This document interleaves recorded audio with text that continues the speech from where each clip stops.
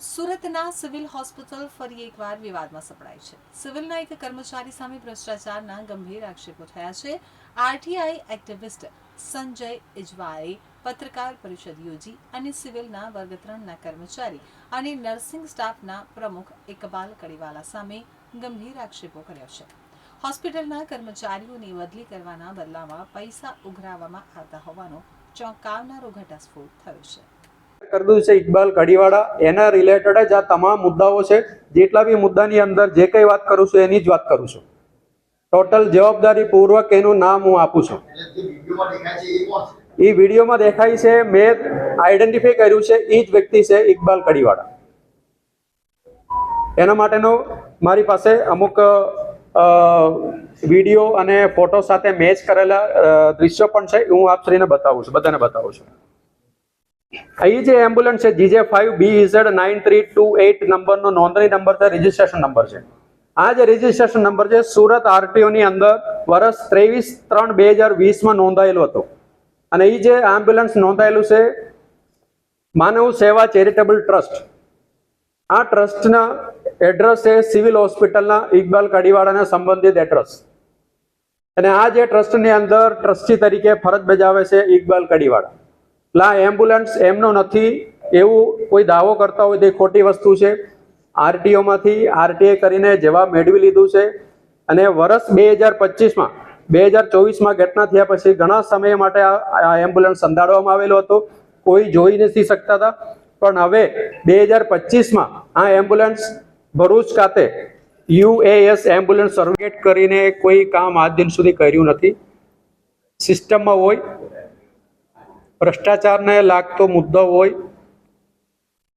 અથવા ગેરકાયદેસર રીતે જે કંઈ મુદ્દાઓ ચાલતો હોય એ મુદ્દાઓ પર જ અત્યાર સુધી આ છેલ્લા 12-15 વર્ષથી હું આ સામાજિક જીવનમાં કામ કર્યું છે.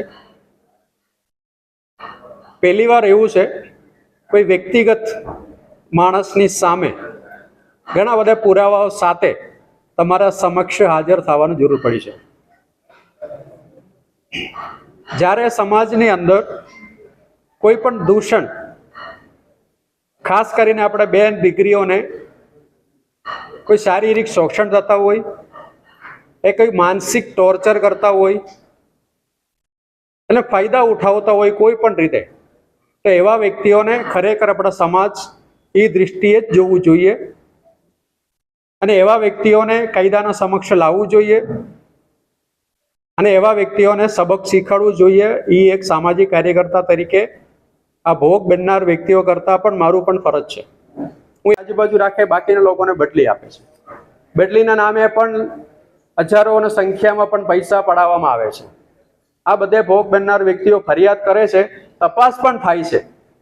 આરોગ્ય વિભાગને ગાંધીનગર સુધીમાં તપાસ થાય છે, બધાને ખબર છે. પણ તપાસને નામે છેલ્લે 0 આવે છે. પોઝિટિવ રિપ્લાય કડીવાળાની સાથે સડીવાળાને સારો માણસ દર્શાવીને એન્ક્વાયરી પતાવે છે અને સામેવાળા વ્યક્તિ એને બદલી આવે છે અથવા એને પાછા અન્ય કોઈ પણ રીતે હેરાનગતિ થાય છે. ગુજરાત નર્સિંગ કાઉન્સિલની અંદર આ વ્યક્તિ છેલ્લા કેટલા વર્ષોથી સેવા આપી રહ્યા છે.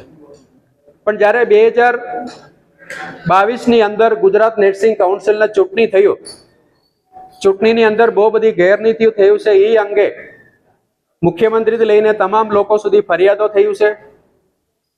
એટલા માટે 2 જણા જે જીતેલા જે ઉમેદવારો છે એને આજ દિન સુધી સરકાર દ્વારા નોટિફિકેશન બહાર પાડીને એને વિજેતા જાહેર કર્યું નથી. વર્ષ 2022 થી લઈને આ 26 સુધી, આ 4 વર્ષથી ઇકબાલ કડીવાલા વિજેતા છે એવું નોટિફિકેશન સરકાર દ્વારા બહાર પાડ્યું નથી. છતાં આ વ્યક્તિ છેલ્લા અત્યાર સુધી આજે પણ આ સંસ્થાના નામે, ગુજરાત નર્સિંગ કાઉન્સિલના નામે મહિલા કર્મચારીઓને શોષણ અંગે ICC સમક્ષ ફરિયાદો થયેલા છે. ICC એટલે Indian sexual harassment and woman at workplace prevention prohibition and redressal act 2013 અંતર્ગત એક કમિટીની રચના થયું છે. એ કમિટીને ICC કહેવાય છે, આંતરિક ફરિયાદોનો નિકાલ કરવા માટેનો. દરેક સંસ્થા ઉપર જ્યાં 20 થી વધારે એમ્પ્લોય કામ કરતા હોય તો આ સંસ્થા કાર્યરત કરવું આ એક્ટ મુજબ જરૂરી છે. એટલે સુરત સિવિલ હોસ્પિટલના પણ આ એક્ટ મુજબ આ કમિટી બનાવેલ છે. આ કમિટીની સમક્ષ ઇકબાલ કડીવાલા સામે શ્રીમતી નૂતનબેન, મેં નામ બદલી નાખ્યું છે, નૂતનબેન નામનો એક વ્યક્તિ 49 વર્ષની ઉંમર છે, 21/10/2023 રોજ નોકરીના સ્થળે પોતાના હોદ્દાનો દુરુપયોગ, અયોગ્ય સ્પર્શ, અશોભનીય માંગણીઓ, હેરાનગતિ, જાતીય વિશે ગાળો અને જાનથી મારી નાખવાની ધમકીઓ આપીને એક ફરિયાદ દાખલ થયું છે. આ ફરિયાદ તાનો એક કર્મચારી છે, એ કર્મચારીએ દાખલ કરી છે અને આ ફરિયાદ અંદાજે 10 જેટલા ઓથોરિટી પાસે મોકલી આપવામાં આવેલું છે.